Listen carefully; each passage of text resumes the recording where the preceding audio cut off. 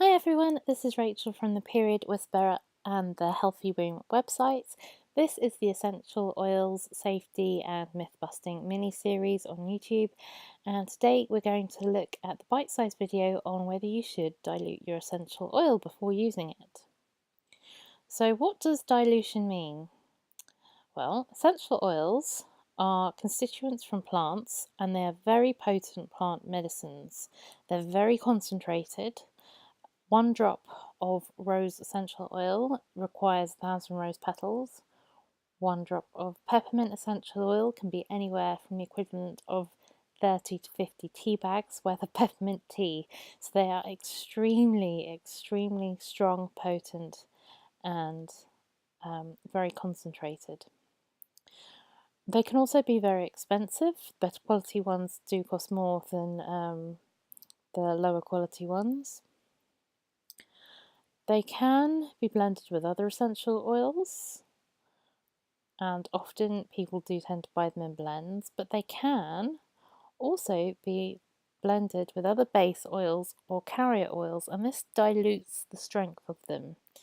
So dilution, if we think of it like a glass of squash or cordial, you put in some of the squash or the cordial and then you top up with water, and this dilutes the squash or the cordial to a dose that we like the flavour of, and in this case it dilutes the oil to something that is safer, that will still have a therapeutic benefit, but it will reduce the chances of having a reaction or over time building a reaction to an oil. So let's look at the benefits of diluting your essential oils. So it reduces the likelihood of sensitivity or developing sensitivity over time. I know an aromatherapist who had no problem with any oils for about 30 years, but because she used them every single day, she eventually gained a sensitivity to every single oil, including lavender, which is usually the safest oil to use for everyone. So you can develop sensitivities over time, and we want to reduce the likelihood of that happening. So if you reduce the exposure, you're reducing the likelihood. Also, if you're applying oil topically, when you apply a neat oil straight to your skin, you will find that it evaporates off much faster. When you dilute it, the carrier oil actually holds most of that oil much longer, so it evaporates off slower and you experience the effect of it for much longer.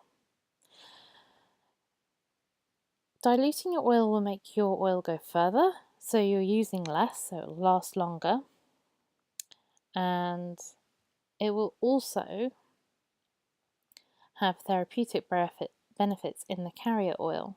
So some carrier oils are great moisturizers, some are great for skins that are very oily, some can help by adding antioxidants into your skin. There are so many different properties that carrier oils have, and you can actually do a subspecialty of aromatherapy just on the benefits of using different carrier oils. And I'm going to say this again, the biggest benefit of dilution is that you're reducing your likelihood of having a reaction to that oil. I know I've included it in that top bullet point, but I do think it needs to be said. The more it's diluted, the less chance you're going to have a reaction. So, some suggestions for carrier oils. So the most common one, if you're a massage therapist, is grapeseed oil, followed by sweet almond oil. Sweet almond oil is a lot thicker and a lot more cloying, and obviously it can be an issue for people with nut allergies. Coconut oil is another really popular one these days. Coconut oil came into fashion about 5 years ago and it's staying, I think. Standard coconut oil, though, is solid at room temperature unless you're in a particularly hot area, and you can melt it in your hand just by holding it. However, a lot of people these days seem to be using fractionated coconut oil, and this takes out, I believe it's the medium chain fatty acids, so that the oil is always a liquid. I'd also believe that fractionated coconut oil does not have any therapeutic properties that are attributed to coconut oil, or if it does, it's a significant amount less. However, it's still a pretty easy oil to use, and I use it a lot myself. And my absolute favourite is jojoba oil. Jojoba is one of those oils that seems to work really well regardless of what type of skin you have. You can wear it on skin that's sensitive, you can apply it to skin that's oily, greasy, dry, mature, damaged in any way, such as burnt, and it matches that skin type, so it doesn't actually cause further issues. So you can apply it to someone who's got oily skin and it doesn't increase the oil. You can apply it to someone who's got dry skin and it doesn't dry it out further. It's allegedly the closest oil to the oil that we have in our skin already, so it's my favourite oil. It's a bit more expensive, but it's my go-to, as well as fractionated coconut and grapeseed oils. So how much should you dilute your essential oil? Start off low and work your way up to a level where you notice benefits but you're still not getting any reaction. And this is still a relatively low level. Most people work between 2 and 4% and 5 and 10%, so it's still quite a low level.